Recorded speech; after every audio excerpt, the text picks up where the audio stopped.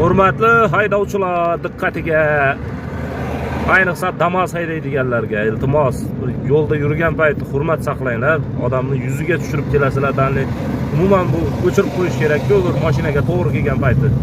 Har qanday odamni ko'zini qamashtirib, kerak bo'lsa avariya olib kelish holatiga ham duch keladi. Mana unga qarang, mana bu ledmi bu, nimadirlarni qo'yib olib, xo'p endi mumkin ekan deb hamma narsani mayli, endi qonunni mensimassiz, boshqa qilmassiz, lekin ro'pa mana Damas'ni qarang, kelayotganini qarang. O'chir buni.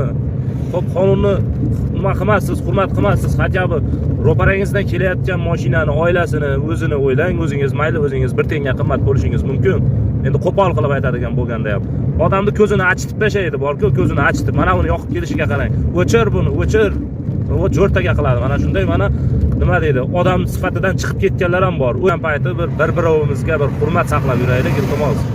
Umuman ko'zni qamashtirib tashlaydi-da.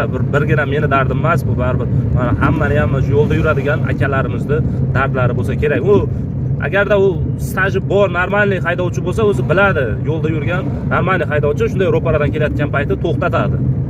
Iltimos shunga ham ahamiyat berib qo'yinglar. Rahmat e'tibor uchun.